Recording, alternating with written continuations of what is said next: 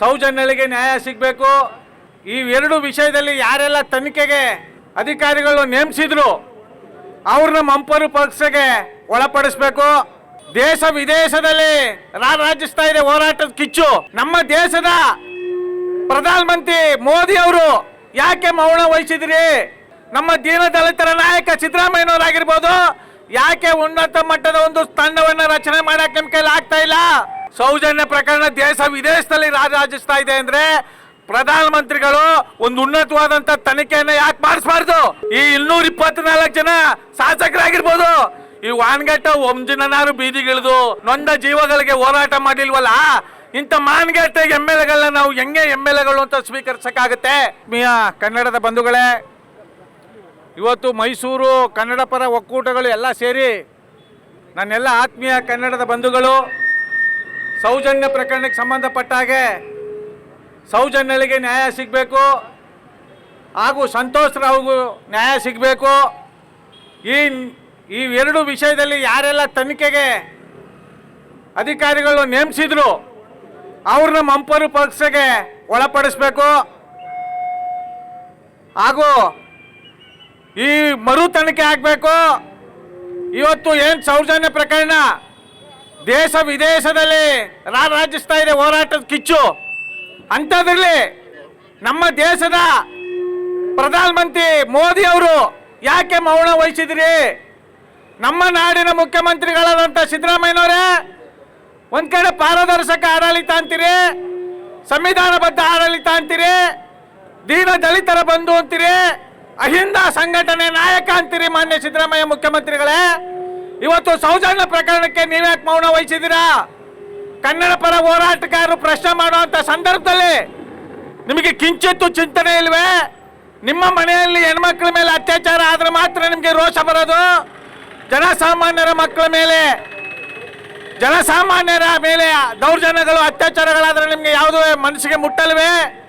ಇವತ್ತು ರಾಜ್ಯ ವ್ಯಾಪ್ತಿ ದೇಶ ವ್ಯಾಪ್ತಿ ಹೋರಾಟ ಮಾಡುವಂತ ಸಂದರ್ಭದಲ್ಲಿ ಮಾನ್ಯ ಗೃಹ ಸಚಿವರಾಗಿರ್ಬೋದು, ಉಪಮುಖ್ಯಮಂತ್ರಿಗಳಾದಂಥ ಕನಕಪುರದ ಬಂಡೆ ಆಗಿರ್ಬೋದು, ನಮ್ಮ ದೀನ ದಲಿತರ ನಾಯಕ ಸಿದ್ದರಾಮಯ್ಯನವರಾಗಿರ್ಬೋದು, ಯಾಕೆ ಉನ್ನತ ಮಟ್ಟದ ಒಂದು ತಂಡವನ್ನು ರಚನೆ ಮಾಡಕ್ಕೆ ನಿಮ್ಮ ಕೈಲಿ ಆಗ್ತಾ ಇಲ್ಲ? ಈಗ 1.5 ವರ್ಷ 2 ವರ್ಷ ಆಯ್ತು ನೀವು ಆಡಳಿತಕ್ಕೆ ಬಂದು. 1.5 ವರ್ಷದಿಂದ ಸುಮಾರು 106 ಹೋರಾಟಗಳು ನಡೀತಾ ಇದೆ ಕರ್ನಾಟಕದಲ್ಲಿ 106 ಹೋರಾಟಗಳು ನಡೀತಾ ಇದೆ ಅಂದ್ರೆ ನೀವು ಪ್ರತ್ಯೇಕವಾಗಿ ಇದನ್ನು ಗಂಭೀರವಾಗಿ ಪರಿಗಣಿಸಬೇಕು ಅಂತ ಮೈಸೂರಿನ ಕನ್ನಡ ಪರ ಒಕ್ಕೂಟಗಳೆಲ್ಲ ನಾವೆಲ್ಲ ಮನವಿ ಮಾಡ್ತಾ ಇದ್ದೇವೆ. ಇವತ್ತು ಗೃಹ ಸಚಿವರಿಗೆ ಬುಲೆಟ್ ಪ್ರೂಫ್ ವಾಹನವನ್ನ ಕೊಟ್ಟಿದ್ದಾರೆ. ನಮ್ಮ ಗೃಹ ಸಚಿವರಿಗೆ ಬೃಹತ್ ಇದದು ಬುಲೆಟ್ ಪ್ರೂಫ್ ವಾಹನವನ್ನ ಕೊಟ್ಟಿದ್ದಾರೆ. ಗೃಹ ಸಚಿವರಿಗೆಲ್ಲ ಕೊಡಬೇಕಾಗಿರೋದು ಬುಲೆಟ್ ಪ್ರೂಫ್ ವಾಹನ ಕನ್ನಡ ಪರ ಹೋರಾಟಗಾರರಿಗೆ, ನಿಜವಾದಂತ ಜನಪರ ನಾಯಕರಿಗೆ, ಈ ನೆಲ ಜಲ ಭಾಷೆಗಾಗಿ ಯಾರು ಧ್ವನಿಗೂಡಿಸ್ತಾ ಇದ್ದಾರೆ, ತಮ್ಮ ತಮ್ಮ ಪ್ರಾಣದ ಅಂಗನ್ನ ಯಾರು ತೊರಿತಾ ಇದ್ದಾರೆ ಅವ್ರಿಗೆ ರಕ್ಷಣೆ ಕೊಡಬೇಕಾದಂತ ಗೃಹ ಮಂತ್ರಿಗಳಿಗೆ ಇವತ್ತು ರಕ್ಷಣೆ ಕೊಡಕ್ ಹೋಗಿದ್ದೀರಾ ಅಂದ್ರೆ ನಿಮ್ಮ ಆಡಳಿತ ಪಾರದರ್ಶಕ ಆಡಳಿತ ಅಲ್ಲ.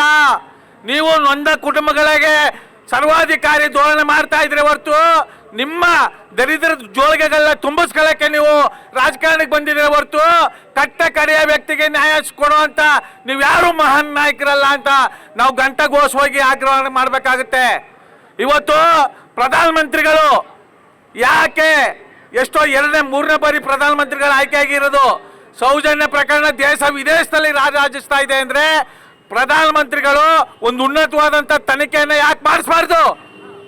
ಯಾಕೆ ಹಂಗಾದ್ರೆ ಇವ್ರು ಹೆಂಗೆ ಪ್ರಧಾನಮಂತ್ರಿಗಳು ಅಂತ ಘೋಷಣೆ ಮಾಡೋದು? ನಾವು ಇವ್ರನ್ನೆಲ್ಲ ನಾಯಕರು ಅಂತ ಹೆಂಗ್ರಿ ನಾವು ಒಪ್ಕೊಳ್ಳೋದು?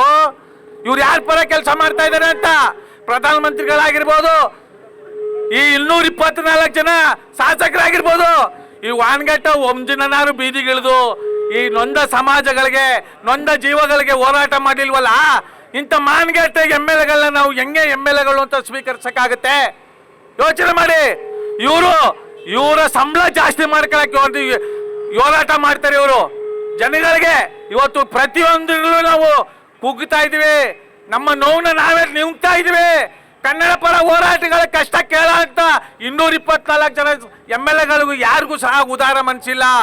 ದಯಮಾಡಿ ಇವತ್ತು ಪ್ರಾಮಾಣಿಕ ಹೋರಾಟಗಾರರು, ಪ್ರಾಮಾಣಿಕ ಚಿಂತಕರು, ಹಲವು ಎಲ್ಲ ಕನ್ನಡ ಪರ ಪ್ರಾಮಾಣಿಕ ಸಂಘಟನೆಗಳು ನಾವು ಶಕ್ತಿ ಮೀರಿ ಒಂದಾಗ್ಲಿಲ್ಲ, ಶಕ್ತಿ ಮೀರಿ ಒಗ್ಗಟ್ಟಾಗಿ ಹೋರಾಟ ಮಾಡಲಿಲ್ಲ ಅಂದ್ರೆ ಈ ಭ್ರಷ್ಟರ ಎಡಮುಡಿ ಕಟ್ಟಕ್ಕಾಗಲ್ಲ, ಈ ನರಏಡಿಗಳ ಎಡಮುಡಿ ಕಟ್ಟಕ್ಕಾಗಲ್ಲ.